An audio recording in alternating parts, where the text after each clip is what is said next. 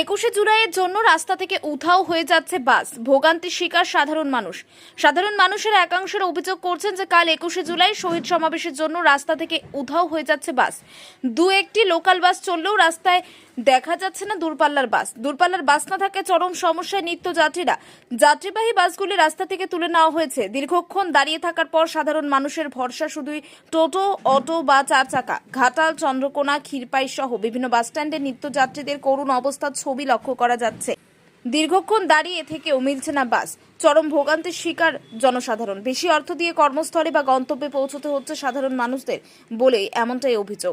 আমি হাওড়া যাব। কতক্ষণ দাঁড়িয়ে আছেন? এখানে আধ ঘন্টা দাঁড়িয়ে আছি। কিছু কিছু বাস চলছে, দুটো একটা বাস চলছে। লোকাল লোকাল না, সেরকম মানে বাস চলছে না। শুধু লোকাল বাসই চলছে? লোকাল বাস দুটো একটা চলছে, তাও সব নয়, দুটো একটা চলছে। কেন বাস চলছে না? ওই 21শে জুলাই আজকে মিটিং আছে, কালকে মিটিং আছে, মঙ্গলবার আছে, ওই কারণে বাস চলছে না। সব তো আছেই। সাধারণ মানুষের ভোগান্তি এটাই হচ্ছে ব্যাপার। মেদিনীপুর যাবেন? বাস কি চলছে? না না মেদিনীপুর। কেন বাস চলছে না? আগামীকাল 21শে জুলাই, সেগুলো বাস আজকে থেকে তাই বন্ধ। দিদি নিয়ে নিয়েছে আর পার্টির থেকে গাড়ি নিয়ে নিয়েছে। সাধারণ মানুষের অনেকটাই অসুবিধা, গাড়ি নিয়ে অনেকে যাতায়াত করতে পারছেন।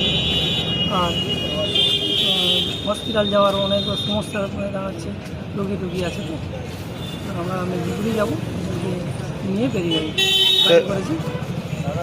আর সাধারণ মানুষ তো গাড়ি করতে পারবে না, সাধারণ গাড়ি করার সম্ভব না। গাড়ি ব্যুরো রিপোর্ট, উত্তরের প্রহরী।